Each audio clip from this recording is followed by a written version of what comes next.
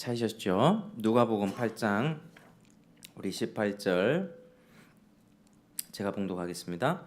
그러므로 너희가 어떻게 들을까 스스로 삼가라.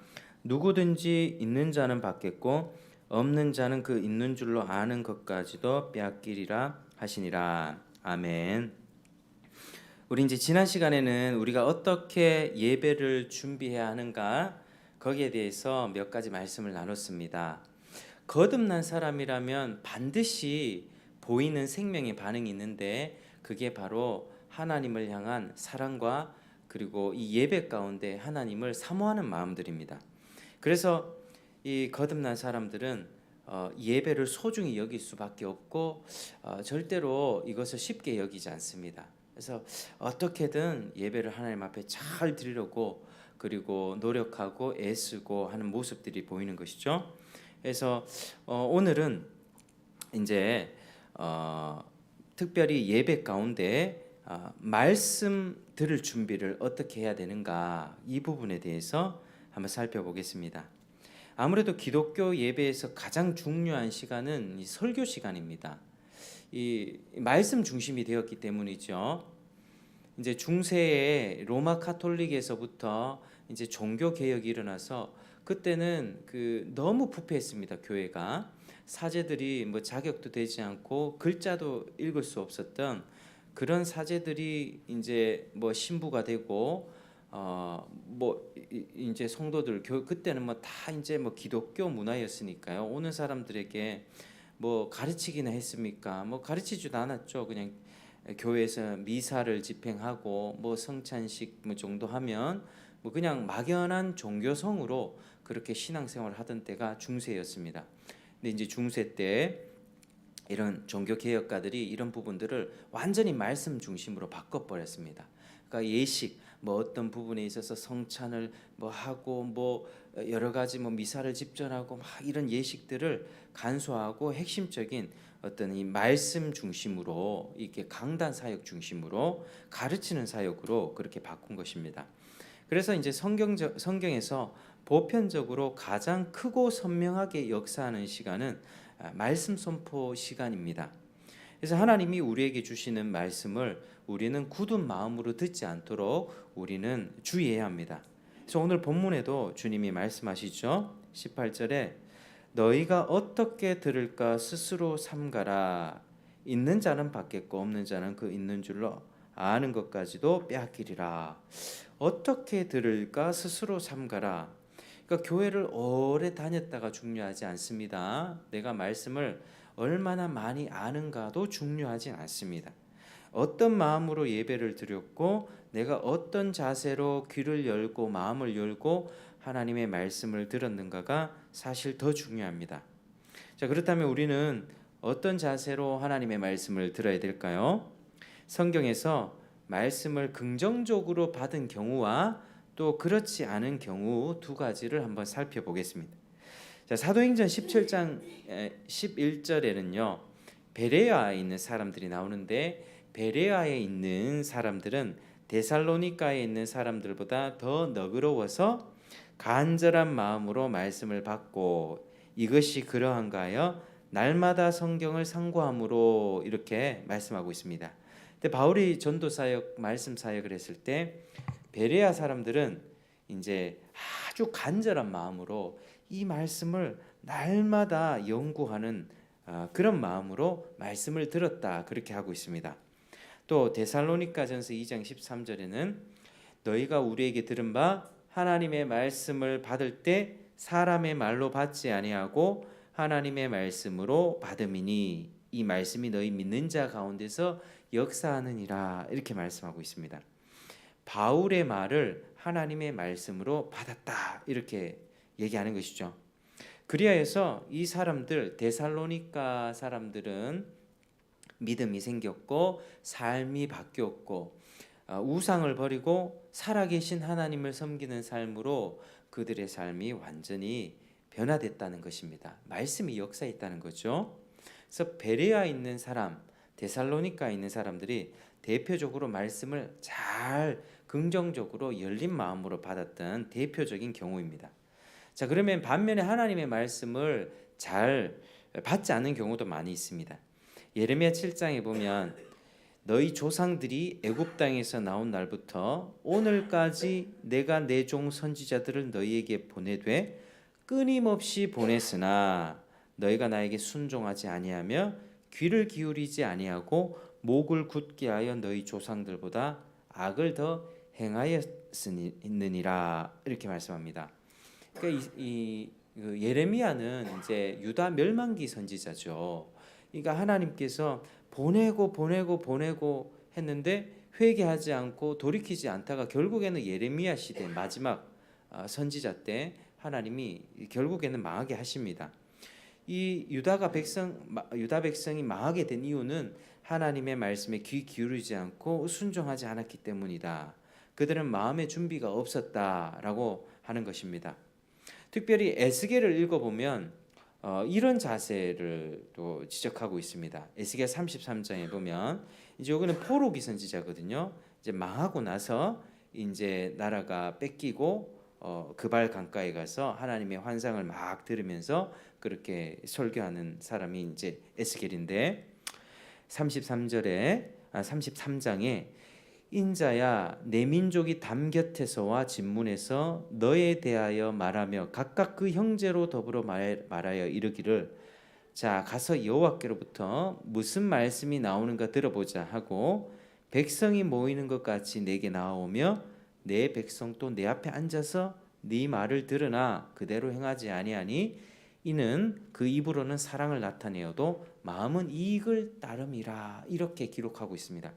자 오늘날로 치면 이런 말이죠. 자 오늘 에스겔 목사가 무슨 이야기를 하는지 한번 들어보자. 가서 한번 들어보자.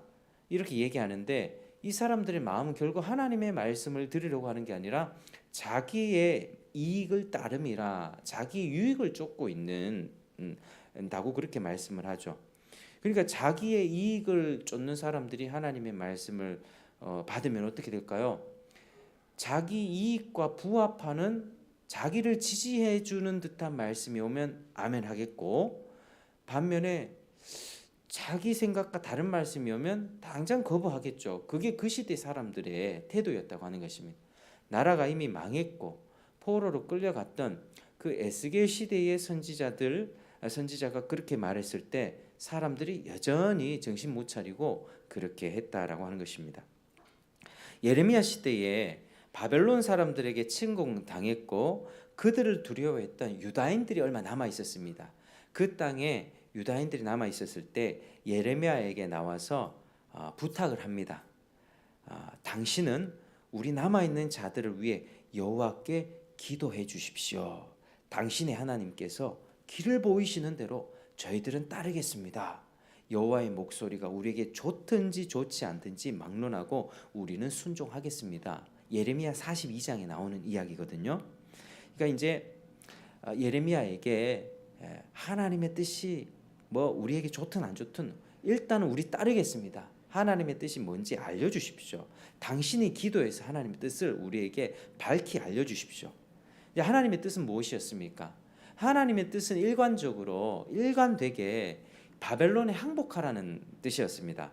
왜냐하면 유다가 죄를 너무 많이 지었기 때문에 예루살렘 그 유다 땅을 70년간 안식시키고 또 유다 백성들은 70년간 바벨론에 끌려가서 이제 혼쭐 나는 거죠. 정화의 기간을 겪는 겁니다. 하나님 섬기지 않아서 레위기 26장 신명기 28장 보면 너희들이 이 모세 율법에 순종하면 복을 받겠고 뭐 나가도 복 받고 들어와도 복 받고 뭐 떡 반죽 그릇에도 복 받고 막 이런 복들이 있습니다. 이게 축복과 저주의 본문인데 이 모세 언약을 잘 지키면 너희들이 세계에서 가장 놀라운 민족이 되겠고 그렇지 않으면 너희들은 아주 멸망당하게 될 것이다. 이게 신명기와 레위기에 미리 예언되어 있습니다. 근데 이제 이스라엘 백성들은 끝까지 듣지 않았죠. 불순종했죠. 그래가지고 하나님은 결국 예레미야 시대 때 이 유다 백성들을 바벨론 포로로 끌고 간 것입니다. 그래서 바벨론에서 70년 동안 그들은 정화 기간을 거치고 하나님 앞에 잘못됐다는 것을 깨닫고 70년 동안 거기 있다가 다시 본토로 돌아오게 하는 것이 하나님의 뜻이었습니다. 다시 본토로 돌아와서 어떻게 됩니까?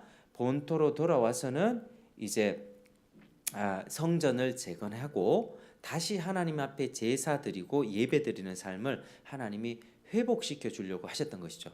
그러니까 하나님의 뜻은 일단은 바벨론에게 항복하고 너희들이 70년간 포로 생활 가운데 어려움을 당하다가 70년 후에 내가 너희를 돌이켜 줄 거야, 이 뜻이었습니다.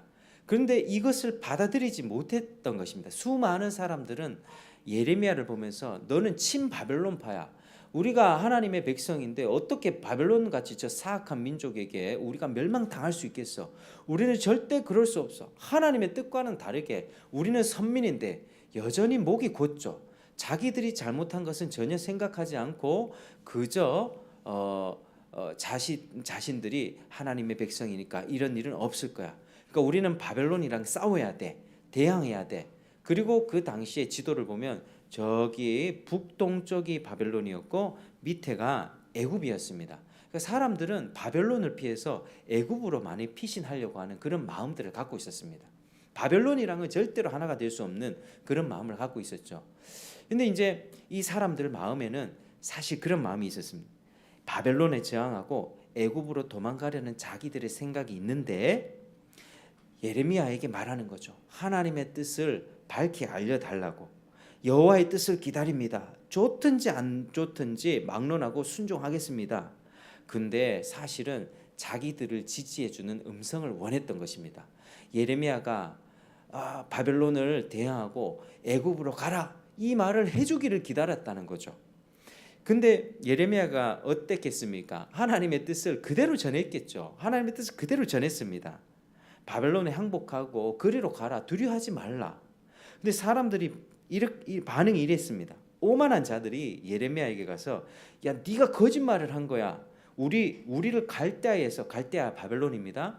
갈대아에서 죽게 하려고 하는 거지 라고 하면서 이들은 예레미야와 그 남은 사람들을 모조리 애굽으로 끌고 가버렸죠.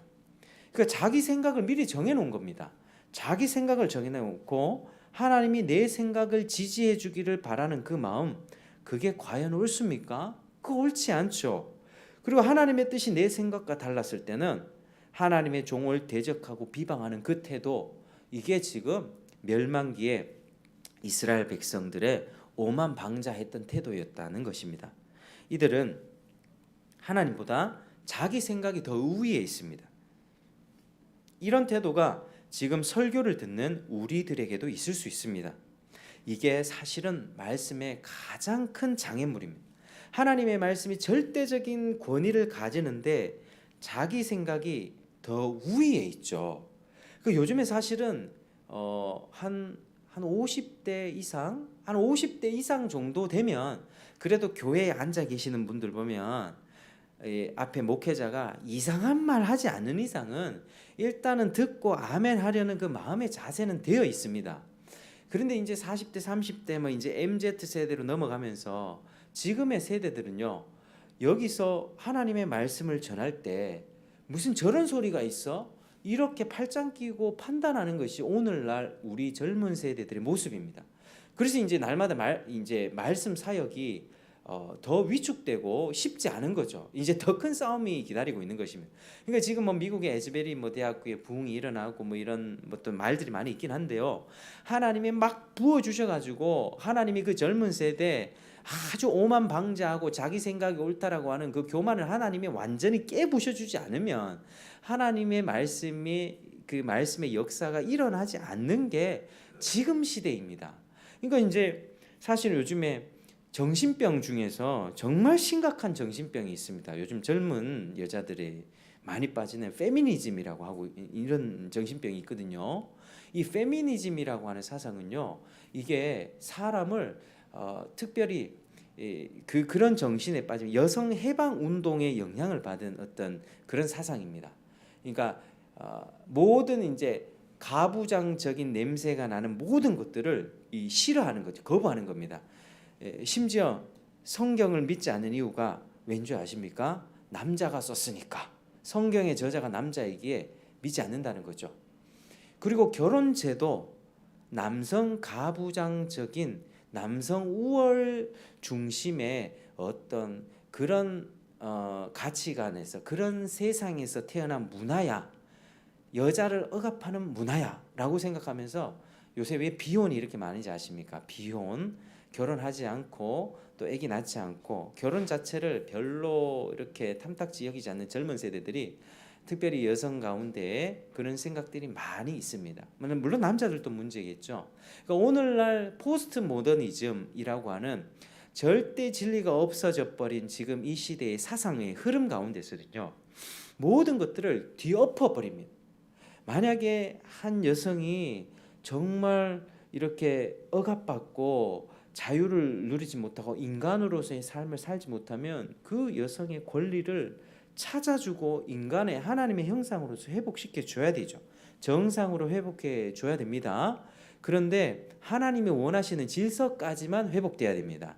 어쩔 수 없이 하나님이 질서를 허락해 주셨을 때는 이 한 가정에서 남자가 머리가 되고요, 여자는 남자를 돕는 배필로서 그렇게 그 질서를 이루면서 살게 되는 것입니다. 그렇다고 남자가 더 뛰어나고 뭐 그게 아니라 하나님이 정해진 질서이죠. 교회에서나 뭐 사회에서나 뭐 리더십을 맡는 경우도 성경적인 원리로는 남자가 대표가 되는 것이 그게 성경적인 원리입니다. 근데 이제 오늘날 이런 이야기들이 성경적인 이야기를 이야기하면, 질서를 얘기하면 고리타분한 이야기를 하죠. 어떻게 저런 소리를 하냐? 그게 오늘날 페미니즘이나 뭐 다른 현대 사상에 물든 사람들이 성경을 전혀 인정하지 않고 모든 것을 엎어버리려고 하는 그런 문화들이 있는 것입니다. 마찬가지로 뭐 동성애 이런 문화도 마찬가지입니다. 남성 중심의, 이성의 중심의 그 문화, 성소수자라고 하죠. 성소수자라고 하는, 우리는 억압받았어, 우리는 억압받은 거야, 이 남자와 여자가 짝이 돼서 결혼하는 이 다수의 문화 가운데 우리는 해방을 얻어야 돼, 이렇게 외치면서 그들의 인권을 존중해 달라고 소리를 칩니다. 우리들의 인권을 보장해 달라. 그들의 인권을 보장해 줘야 되죠. 그들이 뭐 교육을 못 받으면 교육을 받게 해줄 것이고, 차별을 당하면은 그들을 보호해 줘야 되겠죠. 근데 그들이 말하는 인권이 뭐냐면은, 우리가 동성애 하는 것에 대해서 아무런 비판하지 마세요. 우리가 동성애를 하든 뭘 하든 나의 성적 취향을 그대로 인정해 주세요. 그렇지 않으면 당신들은 처벌할 겁니다. 이게 지금 오늘날 시대에 차별금지법을 제정하려고 하는 사람들의 마인드입니다. 그러니까 자기가 생각하는 것, 그리고 자기 주관이 옳다고 생각하면 그게 옳은 거야. 네가 생각해? 네가 원하는 게 있어? 그럼 네가 원하는 대로 가. 괜찮아. 이런 식의 사고방식들이 팽배하니까 하나님의 말씀이 점점 힘을 잃어가는 것이죠. 자기가 하나님 자리에 앉아서 판단하는 것입니다. 절대로 생명의 역사가 일어날 수 없죠. 그래서 영적 중병에 걸린 것, 이거는 사실 스스로 망하는 것입니다. 그래서 오늘 어떻게 들을지 스스로 삼가라. 이 말씀을 통해서 우리는 자기 주관이나 자기 형편, 특별히 자기 감정, 자기 욕심을 버리고 말씀을 권위 있는 하나님의 말씀으로 그대로 받아야만 합니다. 하나님의 말씀이 이렇게 말씀했다 하면 일단은 내가 내 능력이 순종하지 못한다 할지라도 일단은 엎드려야 되죠. 뭐 우리가 제일 못하는 저기 높은 수준의 말씀이 뭐 원수 사랑 이런 것 아니겠습니까? 원수 사랑, 그 하나님의 명령입니다. 그럴 때 우리 어떻게 해야 됩니까? 원수 사랑 못해, 나는 이렇게 못 살아, 이게 아니라 일단은 엎드려야 되겠죠. 그리고 원수된 그 사람과 화목을 위해서 그 사람을 사랑할 수 있는 능력을 달라고, 은혜를 달라고 기도하는 것이 우리의 태도여야 되지. 그 말씀을 끌어내놓고 이런 말씀을 부담스러우니까 이 말씀 안 지키고 적당하게 내가 취사 선택해서 내가 지킬 수 있는 뭐 몇 가지 정도만을 이제 딱 받아들이고 살아가는 것, 그거 하나님이 기뻐하지 않는다는 것입니다. 그래서 모든 말씀, 성경의 모든 말씀, 구약과 신약의 모든 말씀을 우리가 하나님의 말씀으로 인정할 때 우리의 신앙에 유익이 있고 그 설교자의 설교 선포를 통해서 은혜를 받을 수가 있는 것입니다. 또 한 가지 말씀을 듣는데 장애가 되는 태도가 하나 더 있는데 그건 설교자에 대한 편견입니다. 사실 이제 설교자는 뭐 유명한 설교자 있을 수 있겠고 뭐 저처럼 뭐 평범한 설교자 있을 수 있죠. 아주 뭐 다양한 설교자가 있습니다. 근데 설교자에 대한 잘못된 인식은 그를 통해서 전달되는 말씀을 제대로 듣지 못하고 말씀으로부터 마음 문을 닫아 은혜를 받지 못하게 합니다. 그러니까 설교자에 대한 불신은 말씀에 대한 불신으로 이어집니다. 은혜 못 받죠. 설교자에 대한 어떤 문제가 있을 수 있습니다. 뭐 어떤 실수나 연약함이나 뭐 잘못된 부분들 볼 수 있겠죠. 근데 우리는 쉽게 그것에 대해서 판단하고 이야기합니다. 뭐 그 목사 어떻고 저떻고 그러면 그 목사님이 딱 강단에서 설교했을 때 그 말씀이 귀에 들리겠습니까? 그 뒤에 가십거리들로 막 떠들어댔던 그 저 목사 저랬다던데 이러면서 전혀 은혜를 못 받겠죠. 그러니까 이런 이야기를 듣는 성도들은 사실 아무런 유익이 되지 않습니다. 그래서 혹여나 밖에서 어떤 누구의 잘못된 목사님들이나 뭐 어떤 그러니까 이단이나 사이비가 아닌 경우에 어떤 누구의 부족함이나 주의 종들의 연약함들에 대해서 이렇게 가십거리를 삼고 그것이 말로 너무 전파되지 않도록 그냥 하나님 앞에 긍휼을 구하면서 기도해 주시길 바랍니다. 그게 이쪽 저랑 저쪽으로 가면 뭐 이야기가 이렇게 되면서 설교자에 대한 그릇된 판단들이 성도들에게 심어지게 되고 결국에는 한 교회가 무너지게 될 수도 있는 일이 벌어지게 됩니다. 물론 설교자가 그렇다고 해서 죄를 지어도 괜찮다 뭐 이런 말 아니죠. 설교자는 자신의 삶을 더 온전하게 순종하려고 애써야 할 것입니다. 그럼에도 불구하고 완전할 수가 없습니다. 자신이 전하는 대로 완벽하게 살아내는 사람 아무도 없습니다. 그러니까 설교자는 이 마음이 괴로운 거죠. 그러니까 이 오늘 이 말씀 항상 영적 전쟁, 우리 성도님들의 삶 가운데도 영적 전쟁이 있지만은 설교자의 삶 가운데도 영적 전쟁이 심합니다. 이게 이제 사탄이 이 지도자를 쓰러뜨리면 교회 전체가 무너지기 때문에 어떻게 하면 이 목회자와 그 목회자 가정을 무너뜨릴까 이 혈안이 되는 것을 참 많이 느끼거든요. 그러니까 뭐 예배를 인도하기 전이라든지 뭐 여러 가지 부분에서 말씀을 전할 그 마음의 힘을 다 잃어버리는 그런 일들이 많이 생깁니다. 그러니까 이 괴로운 거죠. 설교자는 내가 이런 죄를 지었고 내 마음도 불완전하고 나 오늘 이런 실수와 죄를 지었는데 어떻게 또 이런 말씀을 전할 수 있을까? 근데 이제 뻔뻔하게 서는 겁니다. 사실 하나님의 은혜를 구하고 그런 때 있으면 하나님 나 원래 이런 존재인지 하나님이 다 아시지 않습니까? 하나님 죄송합니다. 주의 종으로서 언행이 너무 하나님 앞에 부족하고 죄가 많은 사람입니다. 하나님 앞에 섭니다. 주의 용서해 주십시오 하면서 그냥 하나님 앞에 불쌍히 여겨달라고 그렇게 기도하고 그렇게 서게 됩니다. 그래서 설교자는 항상 그런 상태에 있다는 사실, 그리고 우리 성도들에 관해서는 우리 성도들은 설교자의 연약함과 불완전함에 대해서 쉽게 비판하기보다는 우선은 우리 마음을 먼저 점검하는 것이 굉장히 필요하죠. 설교자가 거짓된 복음, 사이비 메시지를 전하는 것이 아니라면 자신을 낮추어서 하나님의 말씀으로 들어야만 합니다. 그래서 칼빈이 그렇게 얘기했습니다. 왜 하나님이 다른 사람들보다 더 뛰어나고 위대한 사람을 종으로 세우는 것이 아니라 아주 평범해 보이고 또 어떻게 보면 평범한 사람보다 더 연약해 보이는 사람을 이 강단에 세우셔서 높은 강단에서 하나님의 말씀을 전하게 하시는가? 그것은 그 이유는 바로 성도들로 하여금 겸손함을 테스트하기 위해서다. 그렇게 말씀합니다. 그러니까 원래부터 권위가 있고 유명하고 위대하고 뭐 이런 사람들이 있으면은 누구라도 쉽게 엎드리고 받을 수 있겠죠. 근데 평범한 사람이 목사가 되어서 설교할 때 그 이 평범한 사람의 말씀 선포를 하나님의 말씀으로 받을 수 있다면 그 성도님은 굉장히 겸손한 것입니다. 그래서 하나님께서는 평범한 사람들을 세우셔서 하나님의 메시지를 전케 하시고 그 전도의 미련한 사역을 통해서 하나님의 일을 감당케 하십니다. 하나님이 뭐 기적을 베풀 수 있겠죠. 능력의 종 기적 베풀고 뭐 불 떨어지게 만들고 막 이런 뭐 화려한 사역들 막 이게 아니라 천도에 미련한 것들 말씀을 가르치고 전하는 이런 어떤 방식으로 하나님께서는 역사하시겠다고 그 은혜의 수단을 정하셨다는 것입니다. 그래서 우리는 우리의 높아진 마음이 있다면 이 마음을 끌어내리고 고개를 숙여 말씀을 잘 들을 수 있어야만 합니다. 그래서 하나님의 말씀은 우리에게 생명이 됩니다. 정말로 이 말씀이 우리에게 유익이 됩니다. 진리의 말씀. 그래서 말씀을 소중히 여겨야만 합니다. 히브리서 4장 2절에는 그들과 같이 우리도 복음 전함을 받은 자이나 들은 바 말씀이 그들에게 유익되지 못한 것은 듣는 자가 믿음과 결부시키지 아니함이라.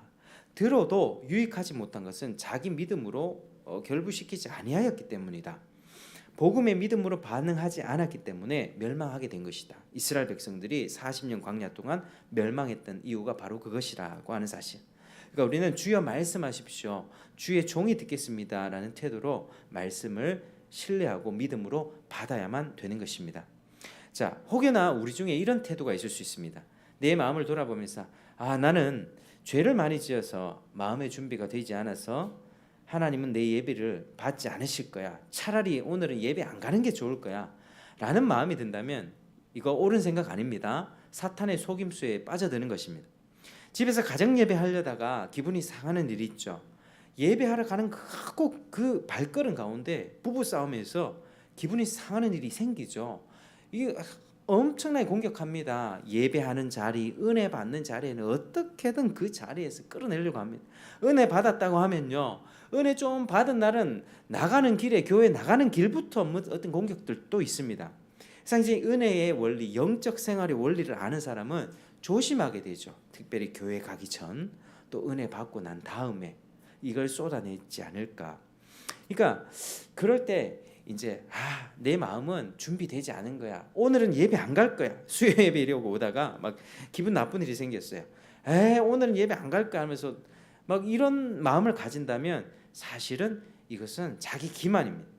성경은 마음을 준비하며 예배를 하라는 것이지 내 마음이 좋고 나쁜 그 상태에 따라서 예배를 드릴 만하면 드리고 아니면 말라는 것이 아닙니다. 자기 기분과 감정을 추스를 수 있어야 되고요. 절제하고 불편한 마음을 주님께 기도하며 극복하고 예배의 자리에 나와야만 합니다. 하나님 불쌍히 여겨주십시오. 내 마음을. 그래서 우리는 살아가는 동안 이런 갈등이 수없이도 있을 텐데요. 앞으로도 많이 있을 것입니다. 수도 없이 있을 텐데 우리가 이런 자세로 하나님 앞에 이 예배의 자세, 말씀을 듣는 자리는 절대 놓치지 않겠다라고 하는 그 자세로 우리가 살아가야 된다는 것입니다. 이제 신앙의 문제는 지금 현재의 문제입니다. 내일이 보장되지 않습니다. 지금 결단하고 지금 은혜를 받아야만 합니다. 오늘 기분 안 좋으니까 오늘 안 가고 주일날 갈까 이게 아니라요. 오늘 우리가 은혜 받으면 하나님은 또 내일 주실 은혜를 하나님 또 준비해주고 계십니다. 그래서 우리 성도님들 마음 가운데 정말 마음 다하여 드리는 예배가 회복되기를 축복합니다. 이런 예배를 통해서 하나님이 은혜를 주시고 우리의 생명을 더 풍성하게 해주십니다. 특별히 주일 예배에 정말 소중히 여기십시오. 주일 예배에 주님께서 거룩하게 하신 특별하게 7일 중에 한 날을 따로 구별한 날입니다. 그래서 이 날은 온전히 지키도록 해야 됩니다. 주일 오전 예배부터 식사, 오후 예배까지 또 주중에 하지 못했던 봉사나 구제 있다면 말씀을 못 받다면 또 전도사에게 마음의 어떤 것들이 있다면 그 주일날에 더 힘쓰고 애쓰고 성도를 돌아보고 신방도 하고 그렇게 하는 것이 주일날입니다. 그래서 주일날에 하나님 앞에 온전한 예배를 드릴 수 있도록 그리고 이제는 지교에 돌아가시면은 최소한 30분 이상 다 오셔가지고 기도하면서 예배를 준비하시고 예배 전에 다른 일들이 많을 수 있겠죠. 주방 봉사해야 되고 여러 가지 일이 있겠지만 어떻게 시간을 잘 조절하셔서 하나님 앞에 예배 전에 마음이 분주하지 않고 주님의 발치 앞에서 말씀을 들었던 마리아처럼 하나님의 말씀을 잘 들을 수 있는 그 마음을 준비할 수 있도록 그렇게 우리가 살아간다면 하나님이 분명히 그 10년 가운데 그 부족한 설교를 할지라도 은혜를 주시고 또 한 주를 넉넉하게 살아갈 수 있는 은혜를 부어주실 것입니다. 하나님이 지금 왜 오늘 이 시대에 하나님의 은혜가 희미해져 가는가? 우리의 문제죠. 우리. 하나님은 은혜를 쌓아두고 계신데 우리가 받을 준비가 안 돼서 그렇습니다. 그래서 조지 스윈녹이라고 하는 사람의 이 청교도인데요. 이 사람이 이런 교훈을 하고 있습니다. 한번 읽어드리겠습니다. 토요일 밤에 한 주를 돌아보며 회개하고 애통하십시오. 자신을 책망하십시오. 마음을 붙들어 달라고 하나님께 간구하십시오. 하나님의 거룩과 열심과 선하심을 묵상하십시오. 불이 붙을 때까지 계속 묵상하십시오. 이렇게 밤새 달궈진 심령은 다음 날 아침 쉽게 뜨거워질 것입니다. 밤에 잘 지켜놓은 불은 다음 날 아침 크게 타오를 것입니다. 만일 토요일 밤에 그대의 마음을 하나님께 맡긴다면 주일 아침에 그 마음이 하나님과 함께 있음을 발견할 것입니다. 아멘. 정말 귀한 교훈이죠. 토요일 밤부터 준비하라고 합니다. 토요일 밤에 불을 다 달궈 놓고 주일 아침에 되면 그 불이 쉽게 불타오르니까 주일을 하루 전날 밤부터 준비하라, 이런 말씀이죠. 그래서 이제 이 설교가 끝나고 나면 또 예배에 관련돼서 예배의 진수라고 하는 귀한 책이 있는데 그 챕터별로 제가 정리를 해서 또 예배에 관련된 말씀들을 좀 나눌 생각입니다. 그래서 좀 더 구체적으로 하나하나씩 살펴보도록 하고요. 우리 삶 가운데 정말 예배가 회복되었어요. 예배는 뭐라고 했죠? 희생입니다. 희생. 구약 시대 때 피 흘려서 자신이 아끼던 짐승을 희생하고 주님께 나아가서 주님을 만났듯이 예배는요, 편하게 드리는 게 예배가 아닙니다. 내 시간과 물질을 드려야 되고요. 또 옷을 입고 또 먼 거리를 가야 되는 수고가 필요합니다. 가만히 앉아서 인터넷 시청하면서 하는 것은 그게 더 희생 되겠습니까? 내가 옷 차려입고 시간과 물질을 데려가며 하나님 전에 나와서 이렇게 드리는 게 그게 더 희생이 되겠습니까? 그래서 우리는 어떻게든 더 희생하여 하나님 앞에 드릴 수 있게끔 우리 마음을 준비해야 하는 것이죠. 그 예배를 했다면 예배하고 난 후에 예배자의 삶도 희생입니다. 이 세대를 본받지 말고 너희 몸을 하나님이 기뻐하신 거룩한 산 제물로 드리라 하지 않습니까? 산 제물로 드리는 걸 living sacrifice. 우리의 몸은 예수님의 피 흘리심에 감격하여 나도 오늘 피 흘리면서 살겠습니다. 이게 예배자의 삶입니다. 오늘날 우리 가운데 갈등과 싸움과 직장에서 부부 싸움이 일어나는 거, 내가 덜 섬기려고 하는 거죠. 내가 덜 땀 흘리고 내가 덜 피 흘리려고 하니까 당신이 좀 더 하지, 당신이 좀 해, 나 피곤해, 이렇게 되면 싸우게 되는 거죠. 그러니까 내가 조금 더 수고하려고 하고 내가 좀 더 힘든 일을 감당하려고 하면 천국이 쉽게 임할 것입니다. 예배를 통해서 희생을 배우십시오. 그리고 예수님의 희생에 감사하면서 나도 희생하며 예배하고 주중에 예배자로 살기를 그렇게 결단하십시오. 그러면 하나님께서 무한하신 은혜를 베풀어 주시고 그 영혼, 주일 예배 때 은혜 받은 영혼은요, 이 결단코 한 주간의 삶 가운데서 대충 살아갈 수가 없을 것입니다. 하나님의 은혜가, 충만한 은혜가 우리에게 부어지기를 주의 이름으로 축복합니다. 우리 찬송 한번 부르시겠습니다. 이 주보 안쪽에 보시면요, 우리 보좌 앞에 모였네 찬송이 있거든요.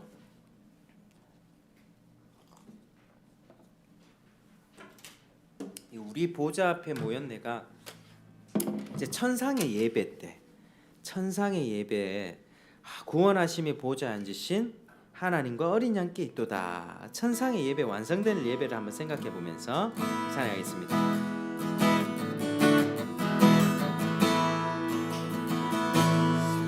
우리 보좌 앞에 모였네, 함께 주를 찬양하며 아멘.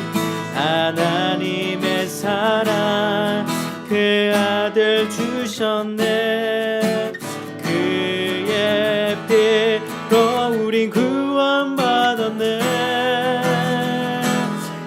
십자가에서 쏟으신 사랑 가인같이 온 땅에 흘러 각 나라와 족속 백성 방언에서 구원받 주 경배드리네.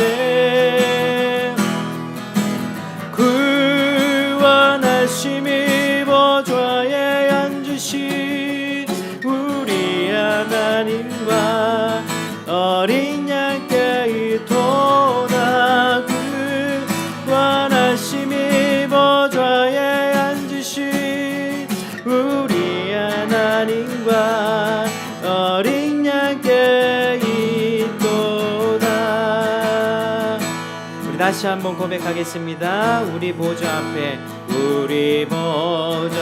앞에 모였네. 함께 주를 찬양하며 하나님의 사랑 그 아들 주셨네. 그의 피로 우린 구원받았네. 십자가에서 쏟으신 사랑 강같이 온 땅에 흘러 각 나라와 족속 백성 방언에서 구원받고 경배드리네. 십자가에서 쏟으신 그 사랑 강같이 온 땅에 흘러 각 나라와 족속 백성 방언에서 구원받고 주 경배드리네. 구원하심이 보좌에 앉으신 우리 하나님과 어린 양께 있도다. 구원하심이 보좌에 앉으신 우리 하나님과 어린 양께 있도. 구원하심이 보좌에 앉으신 우리 하나님과 어린 양께 있도다. 구원하심이 보좌에 앉으신 우리 하나님과 어린 양께 있도다. 구원하심이 보좌에 앉으신 우리 하나님과 어린 양께 다. 구원하심이 보좌에 앉으신 우리 하나님과 어린 양께 있도다. 우리 이 시간 한번 기도하실 때에 하나님 앞에 기도하기를 원합니다. 하나님, 우리 예배를 잘 살펴보면서 이때까지 우리가 예배를 좀 경히 여기고 좀 가벼이 여겼다면 하나님 앞에 우리 죄를 자백하고, 예배는 정말 우리의 생명입니다. 예배는 생명이라는 말 많이 들어보셨죠? 그거는 그냥 문구가 아니라 정말 예배는 생명입니다. 예배는 거듭난 신자의 정말 젖줄이며 이 없이는 살아갈 수가 없습니다. 우리 같이 회개했으면 좋겠고요. 특별히 우리 코로나 시기를 2년 넘게 겪으면서 우리 가운데 예배가 많이 무너져 버렸는데요. 주일 성수 다 깨져 버렸고요. 예배를 너무 쉽게 여깁니다. 그리고 자기가 편한 예배 한번 딱 골라서, 혹은 온라인 예배를 한번 딱 시청하고 자기가 해야 될 일을 찾아가는 뭐 취미생활이든 직장생활이든 그렇게 우리의 삶이 이렇게 많이 쇠락해 버렸습니다. 가운데 우리 한국교회와 우리 성도들, 목회자들 예배를 경히 여겼던 하나님께 그런 죄악들을 하나님께 고백하면서, 하나님 우리의 죄악들 용서하여 주시고 이제 예배 중요성을 깨달았사오니 예배를 회복시켜 주시옵소서. 우리 가운데 은혜를 부어 주시옵소서. 예배를 생명처럼 여기는 저희와 우리 한국교회 될 수 있도록, 그리고 섬기시는 그 교회의 예배 회복을 위해서, 그 목회자들을 위해서 함께 같이 기도하시겠습니다. 하나님 아버지 감사합니다. 하나님 은혜를 베풀어 주시옵소서. 주여, 오늘 우리가 하나님 아버지 주님 앞에 내 가운데 하나님 나아갈 때에 우리 죄를 자백하며 고백하며 나갑니다. 우리가 하나님 아버지 예배자로서 하나님 실패했습니다. 하나님 예배를 너무 쉽게 여겼습니다. 예배를 너무 가볍게 여겼습니다. 우리 예배를 하나님 받아주시고 용서하여 주시고, 우리 예배가 하나님 앞에 온전히 드려지는 삶의 예배가 되게 하여 주시옵소서. 예배는 생명이라고 우리가 고백하면서도 생명처럼 여기지 아니하였습니다. 하나님 아버지여, 예배 안에서 우리 오늘 회복시켜 주시고 은혜를 주님 부어주시옵소서. 주여 우리의 죄악들을 용서하여 주시옵소서. 쉽게 예배당 문을 닫아버렸습니다. 쉽게 하나님 앞에 하나님 예배를 타협하고 하나님 우리 개인의 삶을 되돌아보면서 그렇게 살았습니다. 하나님 용서하여 주시옵소서. 우리 가운데 하나님 은혜를 베풀어 주시옵소서. 하나님 도와주시옵소서. 하나님 우리를 새롭게 하여 주시고 우리 한국교회 목회자들과 성도들을 용서하시고 긍휼을 베풀어 주셔서 다시 한번 예배를 회복할 수 있도록 하나님 역사하여 주시옵소서. 그 예배 가운데 하나님의 받으시는 예배가 될 수 있도록 하나님 도와주시옵소서. 하나님 은혜를 베풀어 주셨기를 간절히 원합니다. 주여 도와주시옵소서. 하나님 아버지 우리 말씀 가운데 하나님 아버지여 우리 삶을 되돌이키며 아버지 우리 영혼이 아버지 입을 통해서 하나님 샘을 얻는 시간 될 수 있도록 주님 도와주시옵소서. 하나님 아버지여 도와주시옵소서. 또 한번 같이 기도했으면 좋겠습니다. 우리 교회들의 예배 가운데 특별히 말씀 사역에 하나님 성령의 역사가 있을 수 있도록 같이 목회자들을 위해서 좀 기도해 주시고요. 정말 이 말씀 사역, 이 말씀이 바르게 선포되어지고 이 말씀 가운데 성령 충만한 성령의 나타나심과 능력 가운데 사람들이 또 회심하고 거듭나고 그들의 영혼들이 하나님 앞에 살찌우는 그런 말씀 사역들이 일어날 수 있도록 다 지교회를 위해서 기도하시고 저희 복음영광교회 가운데서도 말씀 사역, 전도 사역, 모든 말씀이 선포되는 성경 공부 모든 사역 가운데 하나님의 능력이 임할 수 있도록 하나님 같이 한번 기도하시겠습니다. 하나님 아버지 감사합니다. 아버지여 우리 목회자들의 하나님 말씀 사역 가운데 열매가 있기를 원합니다. 하나님 주님 모든 말씀 사역 가운데 하나님 능력 가운데 하나님 많이 도우시고 말씀을 받는 이 성도들의 마음 태도가 하나님 아버지여 마음 태도가 아버지 바뀌어지길 소망합니다. 변화되길 소망합니다. 하나님 말씀을 받는 우리들의 태도가 교만치 않도록 도와주시고 하나님 모든 특별히 복음영광교회 모든 말씀 사역과 하나님 전도와 성경 공부 모든 이런 사역들 통하여서 하나님을 보여주시고 주님께서 하나님 은혜 나아갈 수 있도록 하나님 도와주시옵소서. 주여 역사하여 주시고 하나님 감사하며 모든 영광 주님 앞에 올려드리기 원합니다. 아버지 도와주시옵소서. 아버지여 도와주시고 아버지여 하나님 아버지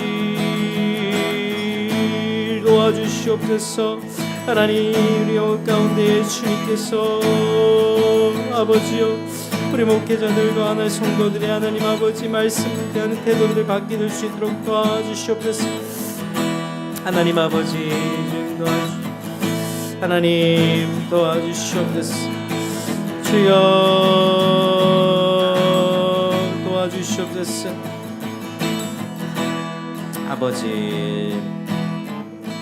아버지 감사합니다. 이제 봄이 온 것 같습니다. 하나님께서 또 따뜻한 봄날을 허락해 주셨는데 이제 각 교회마다 또 이제 새로운 사역들이 시작되고 또 뭐 새소식반도 시작되고 저희는 이제 금요 기도회도 시작되고 또 여러 가지 일들이 있는데 하나님께서 은혜 베풀어 주셔서 정말 우리 안에 또 기도가 회복되어지고 또 이 사역들이 정말 열매 맺는 사역 될 수 있도록 특별히 우리 가운데 이제 새소식반 사역들 하나님 은혜 베풀어 주셔서 아이들이 이곳 예배당 가운데 가득 찰 수 있도록 하나님 역사하여 주시옵소서.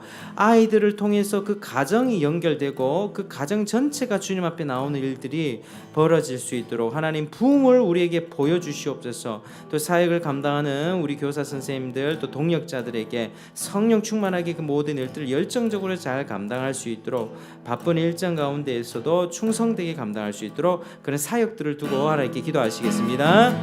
하나님 감사합니다. 주님 은혜를 베풀어 주셨소. 주여 우리 가운데 하나님 이제 말씀을 들고 나가게 하시니 감사합니다. 하나님 우리 가운데 하나님 이제 새소식반 사역도 감당하고 또 금요일날 함께 기도하기를 원합니다. 주님 앞에 기도하고 나가기 원하는 주님 함께 하여 주시옵소서. 하나님 아버지 사역을 통하여서 하나님 주님 앞에 나가기 원합니다. 하나님 도와주시옵소서. 아버지여 주여 도와주시고 아버지여 열매 맺는 사역들이 일어나게 도와주시옵소서. 준비하는 우리가 충성되고 열정 있는 마음으로 하나하나씩 잘 준비할 수 있도록 도와주시고 그 메시지들 아이들에게 잘 전달할 수 있도록 도와주시고 성령님의 그 아이들을 하늘에 보여주셔서 그 아이들을 이곳 가운데 자리에 가득 채워주시옵소서. 50자석 다 50자석이 가득 찰 수 있도록 하나님의 은혜 베풀어 주시고 아이들을 통하여 가정이 회복되고 젊은 가정들이 아이들이 있는 그 젊은 세대의 부모들이 회복될 수 있도록 도와주시옵소서. 하나님 아버지여 도와주옵소서. 주님 하나님 도와주시옵소서. 주님 역사해 주시옵소서. 하나님 도와주시옵소서. 주여 도와주시고 하나님 은혜로 주님 붙잡아 주시옵소서. 하나님 그것도 기도하기 원합니다. 우리 봉사의 가운데 기도를 시작하면서 우리가 기도하기 원합니다. 기도를 성령 충만받아 하나님 앞에 나가기 원하는 주님께서 함께하여 주시고 주님 도와주시옵소서. 하나님 감사하며 좀 나갑니다. 주님 도와주시옵소서. 하나님 도와주시옵소서. 하나님 감사하며 주님 앞에 나가기 감사합니다. 아버지 감사합니다. 또 우리에게 이제 기도 제목들이 또 개인적인 기도 제목들 또 많이 있을 텐데 또 이제 음악을 틀어드리겠습니다. 개인적으로 또 기도 많이 하시고 그렇게 돌아가시길 바랍니다.